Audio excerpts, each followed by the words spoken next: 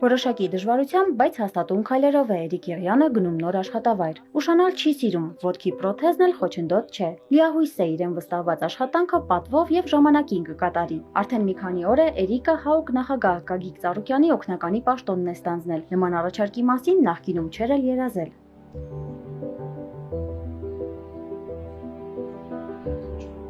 Աշխատանքի առաջարկը հատիսի գագաթին է ստացել։ Մի շարք մարզիկների հետ գնացել էր Քրիստոսի արձանի տեղադրման կամավորական աշխատանքներին մասնակցելու։ Ես մի հատ առաջարկ ունեմ քեզ։ Աշխատանություն ունեցողների համար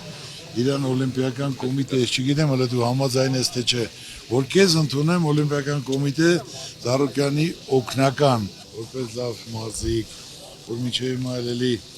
դու խիստ չես ընկել, ձգտում ես պարապել, կազմակերպես, աջակցություններ անենք, պարապենել, ինչ կարծիք ես, համաձայն ես թե ոչ։ Վիրավոր, որ հիմնական բոլոր տեղը ձեզ համար կանաչ լույս,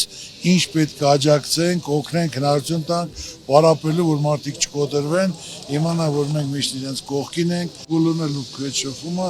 շատ հիացած է, շատ տպավորիչ։ Նույնը ես առաջի օրվանից։ Գարձանի մոտ պարոն Ծառուկյանը կանչեց, տեսավ ինձի կանչեց ու ասեց այդ առաջարկը, ես շատ էի ուրախացել, ճիշտն ասած, շատ, որ կարամ օգտակար լինեմ էլի,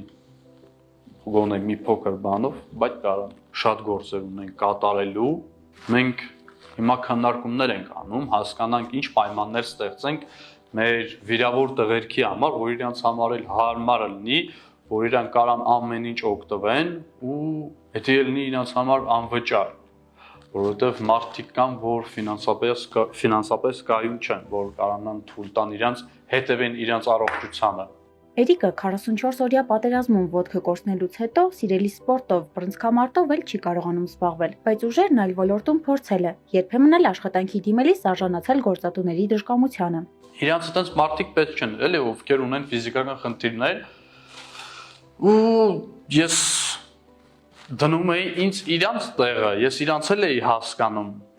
բայց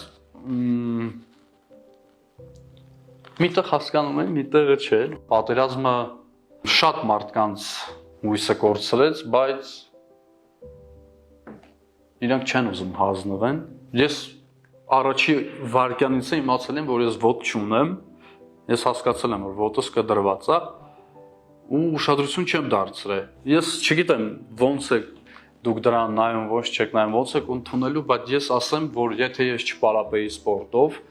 ես հնարավոր է այդ հարվածը չկարայի նենց ընդունեի, եթե ես պարապած չլինեի։ Էրիկի աշխատանքային առաջին նախագիծն արդեն հավանության է արժանացել։ Առաջիկայում հաշմանդամություն ունեցող 12 երիտասարդներ անվճար կմարզվեն Օլիմպիադանում։ Նմանատիպ ծրագրեր կիրականացվեն նաև մարզերում։ Ծառուկյան ընտանիքն ավելի վաղ էր պատրաստակամություն հայտնել պատերազմում վիրավորված տղաներին ամեն հարցում օգնելու։ Այս ծրագրի համակարգող Էրիկն էլ եւս մեկ անգամ կապացուցի, որ հաշմանդամությունը չի խանգարի երկու ոտքի վրա հաստատուն կանգնելու, աշխատելու, իսկ պետք եղած ժամանակ նաև մյուսներին օգնելու համար։ Ալիսա Մելքոնյան, Հայկ Սուքիասյան, Էպիկենտրոն։